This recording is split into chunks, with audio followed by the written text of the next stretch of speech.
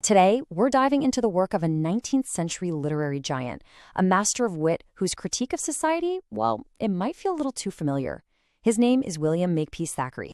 Look, everyone knows Charles Dickens, right? His name is basically synonymous with the Victorian era. But here's the thing. Back in the day, he had a fierce literary rival, another heavyweight author whose name you absolutely should know. So what was the difference? Well, while Dickens was pulling at your heartstrings and making you feel all the feels, Thackeray, he took a totally different route. He was this cool, detached observer using irony and wit like a surgeon's scalpel to dissect society. You could say Dickens wanted you to cry for his characters, but Thackeray, he wanted you to raise an eyebrow at yourself. And that, right there, is where you find Thackeray's true genius. He wasn't just telling stories for the sake of it. No, he was a social satirist. He looked around at a world obsessed with greed, ambition, and putting on a good show, and he made it his job to pull back the curtain on the whole performance. This really gets to the heart of his unique voice. See, unlike a lot of his peers, Thackeray kept his distance. His narration feels critical, almost like a witty commentator pointing out how absurd all the social games are. He wasn't there to make you feel comfortable. He was there to make you think. To really get a handle on Thackeray, we have to look at the masterpiece that basically cemented his legacy, a novel that pretty much broke all the rules of its time, Vanity Fair. I mean, that subtitle alone was revolutionary. Back then, Victorian novels were supposed to have clear heroes and heroines, good, virtuous people you could cheer for. Thackeray basically announces right from the get-go, nope, you're not going to find one of those here. He's telling us that in the world he's about to show us, real heroes might not even exist. And the title itself? That's the whole point. It's not just a clever name. It actually comes from this old 17th century story where Vanity Fair is this endless market of materialism and moral shortcuts. So Thackeray is essentially saying, welcome to my world. It's one big, corrupt fair, and everyone's selling something.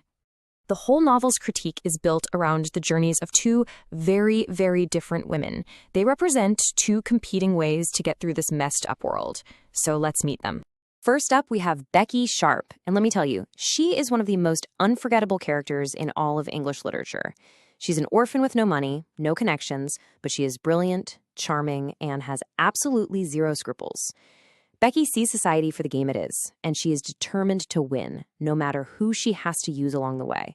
And her total opposite is Amelia Sedley. Amelia is everything Victorian society claimed it admired in a woman. She's sweet, loving, completely selfless.